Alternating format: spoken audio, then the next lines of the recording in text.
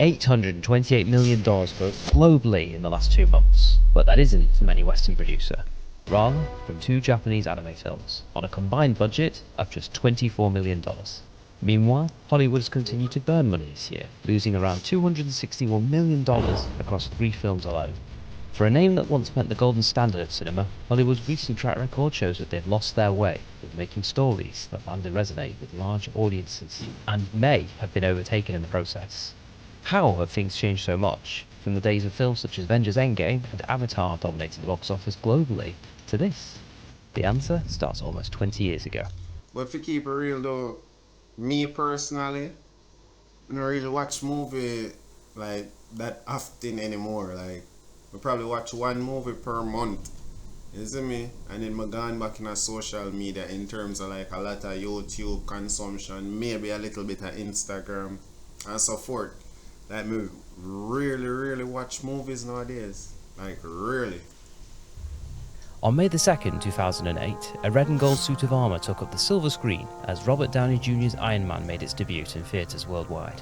This was a B-tier superhero, played by an actor rebuilding his career after some very public personal struggles. But to keep it real though, in an Iron Man time, Avengers time, like it is different. The feeling did different. It did feel refreshing, it did feel new. And for the most part it was entertaining. You see me? Very entertaining. Now it's like, what's next? Yeah, I wonder what next big thing we go draw you in a movies in general. And paid for by a studio that had put its most popular IPs on finance to other film production studios to make this film. The budget was around $140 million, relatively slim compared to modern film budgets. The earnings? $585 million worldwide. But that's not why it mattered. It mattered because it worked. The story was tight. Tony Stark was flawed but aspirational. An arrogant man, humbled by circumstance, who then becomes a true hero. Audiences wanted him to win in the end. And the movie? It didn't lecture you, it entertained you. However, Marvel then followed with something brilliant. They redefined cinema by popularising the post-credit scene as a teaser of what was to come. This brief footnote to the film teased a far greater cinematic universe, and an industry redefining plan for Hollywood. The plan was beautifully simple. They built individual heroes with separate movie releases following Iron Man. Building the Marvel world as they did, each film not only developed the lore, but had a post-credits scene to continue laying the foundations and teasing the next release, culminating in a large payoff with the Avengers in May 2012, 4 years after the initial release of Iron Man. $1.5 billion grossed globally. This was the payoff everyone had been waiting for, and it worked because audiences were invested. They'd spent years with these characters. When they finally assembled, it was more than flashy suits on screen. It was the climax of 4 years of anticipation and excitement. This wasn't just Marvel. Hollywood understood the formula, and was already enjoying success for generations prior to this. In this decade in particular, films like The Hangover, Fast and Furious, The Dark Knight, Transformers, and The Hunger Games all pulled in hundreds of millions of profit over the same decade. So it was clear that they knew But how... then the movie there is some different breed of movie, bro. Yeah, it was very entertaining. You have more than one chapters to it, and it just makes sense. It just makes sense to how the story was and how entertaining it became each time you go further and further into the story and getting a better understanding of what's going on and what's yet to come. Isn't it? Yeah, bro. to create compelling stories that captured eyeballs and wallets. Why? Because they respected their audience. They gave people heroes worth cheering for. They told stories worth caring about, and it printed money. So, what was anime doing whilst Hollywood dominated? Were they even competing? They were laying the foundations for their long-term takeover. If you were a kid in the late 90s or early 2000s, you might remember the likes of Toonami and Cartoon Network. Toonami in particular was one of the earliest anime distributors in the West. Series like Dragon Ball Z, One Piece and Naruto were showing kids that stories didn't just have to wrap up in a quick 90-minute burst, that they could be a long-term story, spanning weeks, months, or even years to be told. They were also teaching an entire generation something Hollywood had forgotten. Animation could tell serious stories, with real stakes, real consequences. But anime was still niche, still the thing viewers didn't openly discuss. The infrastructure barely existed. Viewers back then were part of a small, passionate, but slightly alien subculture. Coming on whole heap of people back then. Oh, me can't watch this. This a cartoon. Me can't watch this. Nowadays, they're more invested in an anime more than even me. I mean, if I say, yo, oh, you know that the anime they are, which man sometimes I ask them which anime you not watch now, and they tell me some name when not even me familiar with as of yet. You see me? So that just I show you. So me believe say anime I take over low key. Yeah. Cause And more, that's of course more room did it for imagination, you see me? More room did it for entertainment to an extent. Create something where not already exists. More room did it for that. And you can be more creative with animation than I put a man in a one suit and I try to do all type of things. It go cost more to achieve. sure, it was patient, devoted, and slowly growing. So, how did things progress during the 2010s? Hollywood saw an even greater run. Marvel grew from strength to strength, with titles like Guardians of the Galaxy, Black Panther, and Avengers Endgame dominating the box office. It wasn't just the superheroes whipping in on earnings either. Movies such as Interstellar, The Hobbit: An Unexpected Journey, and Jurassic World proved that Hollywood was still going strong. They were invincible, or so they thought. In their success, they grew complacent. Signs of false messaging started creeping into cinemas. All-female character replacements for reboots of series such as Ghostbusters and Terminator, which arguably led to both films bombing and losing hundreds of millions of dollars to the studios that produced them. But this was just the beginning. What was causing them to start pushing various different political messages in such expensive productions? Environmental, social governance. If you're not familiar, here's how this worked. Institutional investors, i.e. groups like BlackRock, Vanguard and State Street, control trillions in capital. Studios needed that capital to make films, and these investors made funding contingent on ESG compliance. What did that mean in practice? Diversity quotas, representation requirements, ideological conformity. And here's the thing, this isn't conspiracy theory, this is public information. These companies openly publish their ESG frameworks. So what happened? Studios started prioritizing representation metrics over storytelling. Checking boxes became important than craft, and executives genuinely believed there was a modern audience demanding this. Spoiler, there wasn't. The MCU teased this with that infamous scene near the end of Endgame, but in their next wave of films they really dialed it to a 10. That's Hollywood, but how did the anime industry grow over the 2010s? And one thing with a lot of movies, them, I'm not nothing against women, you know, I love females, I love women. But they keep on making show even more unrealistic by I put females in a men roles. Like roles where men supposed to play, yeah, I put females in it. And it just now makes sense. Like how a woman to be that strong, how a woman to, you know, be so independent and act as if she do not need a man in a some of movie them, and it just start to seem weird. Like it's not natural, you know, seem realistic. And the thing with movies, people like for watch it, even if it's not true, they like for watch it and believe. You see me? And I think then kind of just a stray from being realistic to some extent and entertaining to just manipulate people or follow some form of agenda, you see me? And when people say that way, have common sense, it just drift away from that whole scene, you see me? Because it's like, yeah, you know what, that don't make sense. And it even happened to me already. When I watch a couple of movies, I say, how she fit do that? How she fit fight 6 man one time and she not have no form of power? All things she have a skill, but at the end of the day, she do some things where she ain't that strong, and she can never be that strong. You see me? So it just don't make sense. So rather watch something else, or at least watch an anime where go give the female a little bit of power, so you say, oh, she kind of powerful. That make more sense. But it is what it is. It is what it is. Through tech, titans, and trainee heroes. In July 2012, Sword Art Online released, showing a story about a teenage boy called Kirito who plays a VR game and ends up being trapped inside it. And this anime I'm very invested in it. You see me? I think I almost make a nigga shed a tear at one point. Along with millions of others. The premise? The players have to win the game, and if they lose their life in game at any point, they die in real life too, as the VR headset short-circuits their brain. The series didn't just succeed, it created a genre boom. SAO inspired countless copycat series, virtual worlds, game mechanics, and more importantly, proved that anime could blend genres.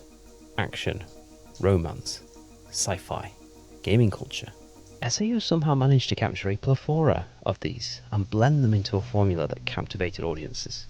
Western audiences, particularly millennials who'd grown up gaming, connected immediately.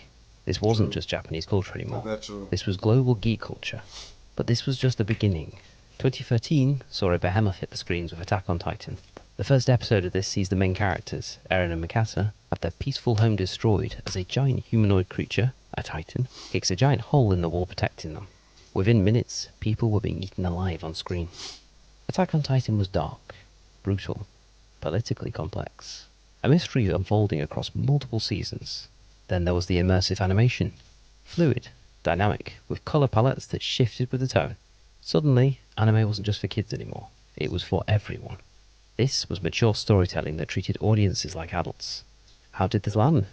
Within months, it became the most talked about anime in over a decade. And it worked globally. Western audiences who'd grown up on Dragon Ball Z and Naruto were now adults.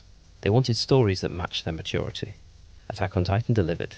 It became a gateway, not only for these historic anime fans, but also for millions of people who then discovered anime through this series.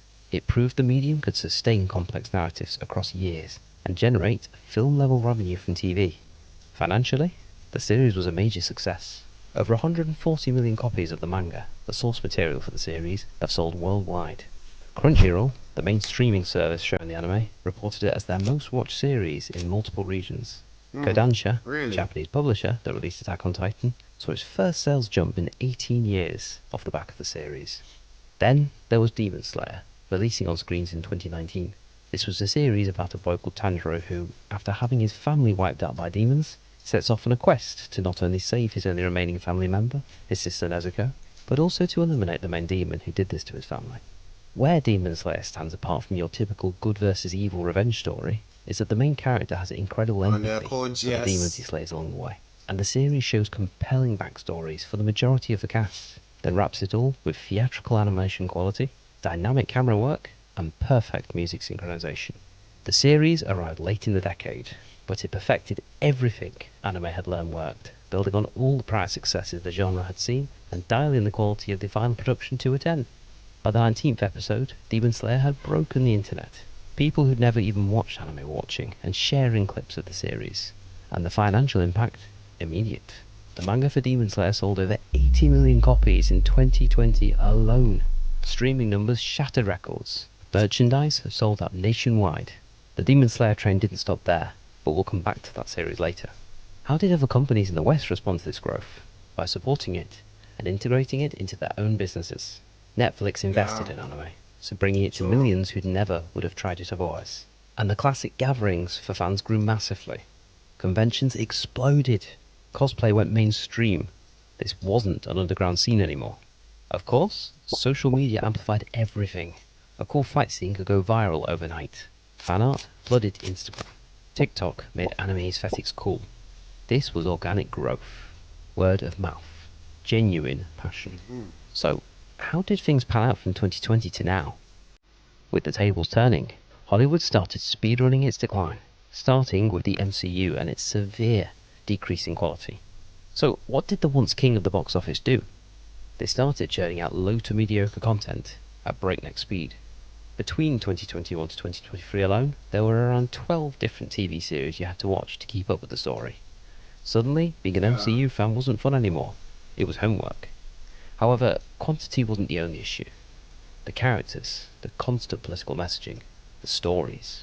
Piece by piece, what once made Marvel top of the box office was being stripped away, until all that remained was a hollowed husk of what it used to be. Was this just a Marvel-only problem? No, not by a long shot. Countless Hollywood releases have met the same fate. Disney's live-action Snow White became a lightning rod for controversy.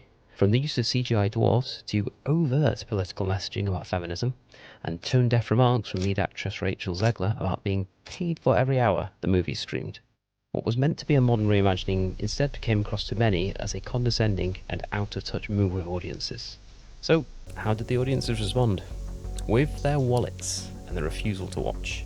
Hollywood lost an estimated $133 million on this production, and this marked 2025 as one of the biggest flops of the year. It doesn't stop there either. Tron Ares released recently. It was meant to be Disney's big sci-fi comeback of 2025. Yeah, but I expect a lot from Tron. But I expect a lot from it. Swear, but I expect a lot. But instead, it landed as a costly misfire. The film was supposed to build off of a previously successful iteration from 2010, Tron Legacy. But Hollywood's focus on pushing messaging rather than storytelling has left audiences distrustful of them and unwilling to give them a shot. The film itself isn't as heavy on the message as other recent Hollywood films, but after years of this kind of content, people just aren't willing to sit through hours of a film only to feel like they're being lectured to so much anymore. Especially from a studio that's been a champion of this for years now. How badly did it bomb? Well, it lost an estimated $85 million, and with the studio considering retiring the franchise for good, it's safe to say it might be end of line for the series. How widespread is this issue beyond just Disney? Well, plenty of other IPs have suffered the same fate. Terminator, Indiana Jones, John Wick, franchise after franchise, falling. Notice the pattern. Marketing focused on representation, not story. When it failed, Hollywood producers would point the finger at anyone other than themselves. They'd never self-reflect or improve. Rather, they just seem to double down on what's already been failing. And it's not just the way these films are written that's leading to their colossal failures. It's what you see on the screen. The visuals in Hollywood productions have been getting bleaker and drearier over time. Have you noticed? Compare this with this. And this to this. Green screen artifacts, grey, washed out colour grading. This is what tens and hundreds of millions of dollars looks like now. Soulless, drab videos that leave the viewer with nothing more than a sore neck from looking up, and frustration at the time wasted watching them. Audiences have had over 5 years of soulless seminars from Hollywood, and have got to the point where they'd rather turn to alternatives for their entertainment. And what better to fill the visual void than anime? The pandemic hitting full force in 2020 meant that a lot of people were stuck inside at the beginning of the decade. Cinemas were shut at that point, so a lot of people had the time to start watching anime as an alternative to cinema. What were they met with? Not childish cartoons, but deep, complex stories with morally ambiguous heroes and villains that prompted discussion long after the end of an episode. And one thing with anime, bro, they tell some deep story right now. I did watch Iron Blooded Orphans. I mean, I tell you, bro, that different, bro. Like, Iron Blooded Orphans, different. Like, I love Iron Blooded Orphans. Right now, currently right now, I watch Gundam Seed. I don't reach a destiny yet, because I purposely not try to watch it too fast because of how much me I enjoy. You see me? You have our next one named Domestic Girlfriend, bro. Me only reach 3 episodes in. I mean, I tell you, I stop watching so I can watch something else or less entertaining, so I can left that one there for last. Domestic Girlfriend, bro. Yo, yeah, put drama after drama after drama, bro. Yeah, like, I love it, bro. I love it. Streaming exploded. Crunchyroll subscriber base surged. Netflix's anime viewing hours grew significantly. Remember I said we'd come back to Demon Slayer? Well, they dropped their next chapter, Mugen Train, on a slim budget of around $16 million in October 2020. Guess what happened? This proceeded to rake in $453 million profit over the course of its initial box office run. This proved 3 things. 1. Anime could dominate theatrically. 2. There was a massive global audience. 3. The TV to film model worked. Hollywood watched this happen and learned absolutely nothing. Meanwhile, anime kept going with other films like Jujutsu Kaisen Zero, One Piece Film Red, and The Boy and the Heron. However, the most notable examples happened this year, within the last few months of recording this. First, in September of this year came Demon Slayer Infinity Castle. Building on their previous box office success, the franchise made a whopping $650 million at the box office, and has become the highest grossing anime film in history. What made this break so many records? This was the beginning of the finale to the I franchise. start watching, I didn't watch like season 1 and 2. I didn't watch one little bit of 3. But I need to catch up on my Demon Slayer. I mean, I need to catch up on it. Story spanning 7 years so far. Shit. Add to that Demon Slayer's reputation for visuals, compelling storytelling, sweeping scores, and characters that fans had spent almost 7 years growing to love, and you can see how it delivered this result. How do you further break the mold when people are already salivating for your next release? By taking the daring decision to split the finale to your series into 3 separate movies. That's triple the financial success, assuming this franchise continues on the same trajectory. and judging by the first Infinity Castle movie, the other two releases will likely be highly profitable as well. Demon Slayer's September release was closely followed by the debut of Chainsaw Man the movie, Ray's Arc, in October 2025. Much like Demon Slayer, the producers of Chainsaw Man had already had a successful first season back in 2022, so knew that there would be sufficient demand for the film to succeed in cinemas. But how they capitalised on this? This was something else entirely. Where the first season was chaotic and focused on action sequences primarily, this film took a relatively short chapter of the story that focused on a new love interest for the main character and blended both genres together.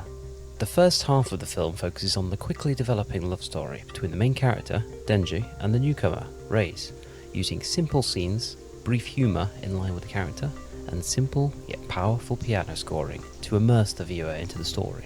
This perfectly peaceful take on a blossoming romance is in stark contrast to Hollywood's constant need to fill the void of silence with empty chatter, but more on that later. As for the second half of the film, things snap back to the flashy action sequences the series has become known for, but on a more expensive budget than the TV series allowed for, layering this action with notes from the first half of the film to weave both together masterfully. The results speak for themselves, as at the time of recording, the film's grossed $158 million, made on a budget of just $4 million, and setting the record as the third largest R-rated anime debut in history. What was the response publicly? Social media flooded with posts relating to the film and its emotional impact. People kept viewing it multiple times. Even The Weeknd posted about this film. So, how does anime keep winning with each new release, whilst Hollywood continues to torch their reserves? Creativity, bro. Then creativity unmatched. The unmatched. And the thing with anime, you can do way more in terms of creativity. You see me? And it costs way less also. What if you have a good team where know what them are doing, have experience behind that? You see me? And then at the same time love what they're doing. It's simple. Through guaranteeing their success ahead of time, here's the genius of anime's approach. They don't gamble. They don't bet 300 million on an untested concept and pray. They test. They build. They earn their audience. Then, and only then, do they go to theatres. Most anime adaptations start as manga, basically Japanese comics. These manga run in weekly or monthly magazines. Readers vote with their wallets. If the manga isn't popular, it gets cancelled. Fast, brutal, but efficient. The manga that survive, they've already proven that they have an audience. A popular manga then gets an anime adaptation, usually 12 to 24 episodes for the first season. What's the cost? Maybe $2 to $3 million total, sometimes less. This is the real test. Can this story work in animated form? Will manga readers translate to anime watchers? How will international audiences respond? If an anime blows up, to the point of going viral globally, then the producers can progress to the next step, the silver screen. By this stage, the producers are making a film for a hungry audience that's already shown massive interest in it globally. So making the film is less of a gamble and more of a cashing in on demand. Think about it. By this stage, fans have watched 12 to 24 episodes of a series, around 8 hours, getting attached to the characters and their stories in the process. Emotional investment, curiosity around the story. This is lore building, and at this point, watching a film that continues the story isn't just a want, it's a strong need for these fans. When you can produce a film for a fraction of the cost that Hollywood spends on their productions, have it marketed for free by fans that are far more bought into your product due to prior releases on TV, then gross figures far higher than Hollywood's typical earnings per release, you don't just have a successful movie, you have a monopoly on capital efficiency in the film industry. With Hollywood still spending hundreds of millions on movies with new characters nobody knows, tens to hundreds of millions on marketing to try to convince people to care, then releasing their films and just hoping it lands with enough people, quickly enough, the question becomes clear. Are Hollywood running a business, or just gambling with terrible odds?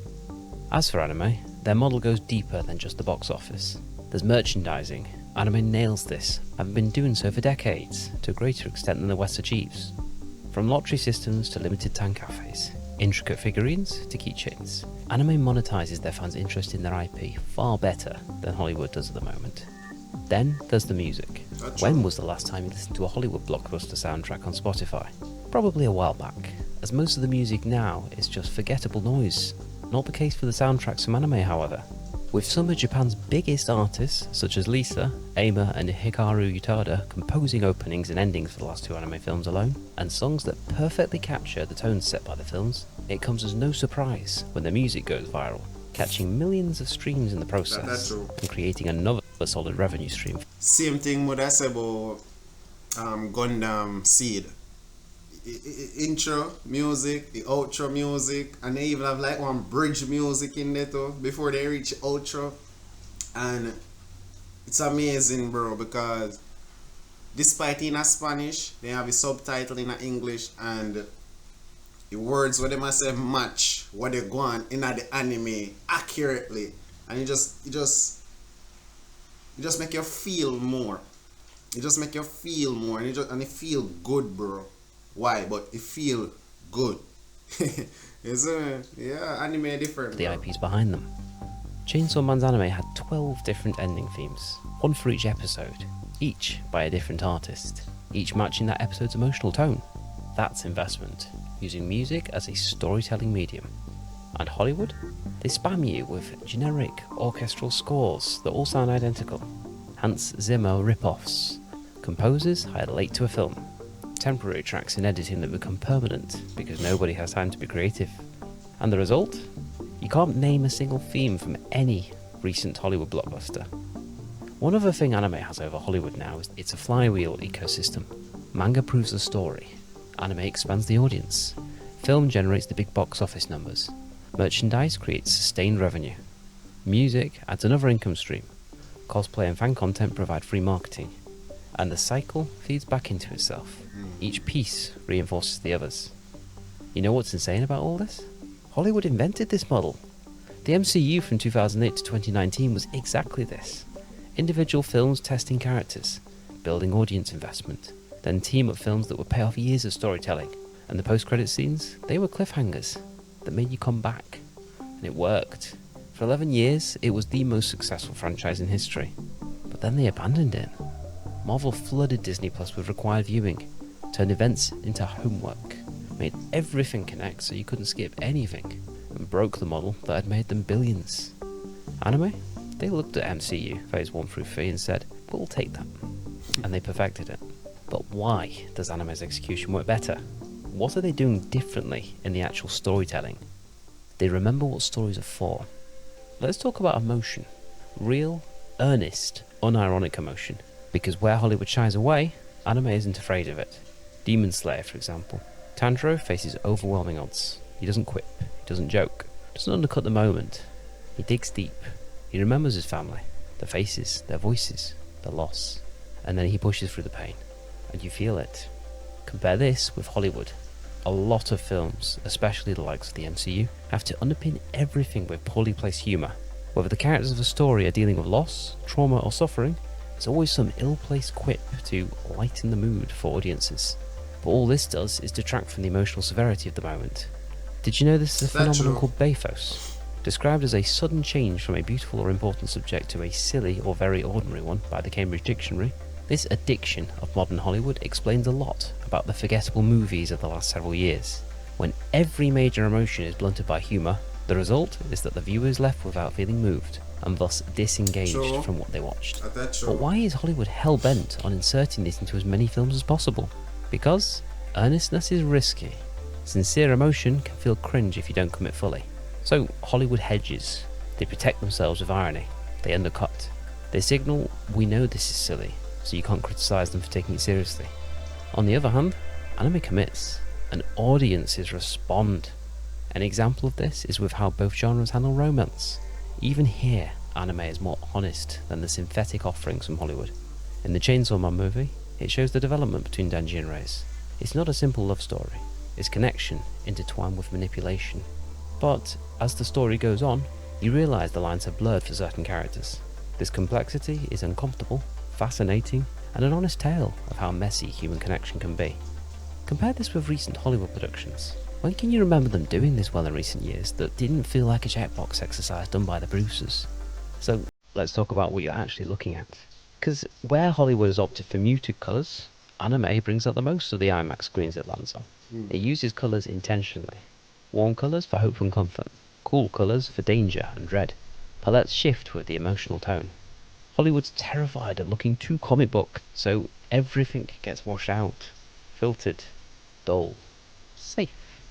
And this isn't about budget. Demon Slayer's episode budget was a fraction of what Marvel spends on a single episode of a Disney Plus show.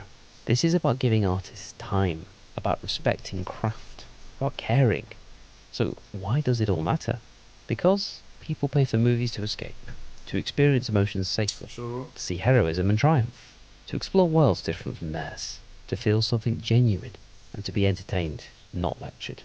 Hollywood stopped delivering this. Instead, you're presented with a lecture, a predictable story arc, some checkboxes, forgettable music, ugly CGI, and regret for spending time and money on the whole thing. Let's not escape, let's work. However, anime stepped in to pick up where Hollywood left off, delivering the whole package. No messaging or agenda, compelling stories and characters that engage your mind. Worlds completely removed from reality. Music that stays with you and works its way into your Spotify playlist. You leave an anime movie satisfied, having got what you paid for. You escaped. So, what will likely happen now? Either Hollywood course corrects and spends the next few years winning back the trust of audiences globally, or continues speedrunning their own financial and cultural demise by putting out flop after flop. As for anime, can they maintain their dominance? Well, they've taken the model Hollywood used to create success and developed it into their own. Unless they let political messaging take over the creations, which I doubt will happen, they will continue to go from strength to strength. And with Japan recently announcing they are planning to finance the industry even more in light of recent successes, the answer seems clear as day. There are other risks too, turning down their authenticity as a medium to suit Western demographics at the cost of their soul.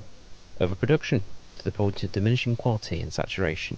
Success breeding complacency in future projects. But as long as anime stays the path it's created so far and developed, the chances of these risks affecting them negatively are slim.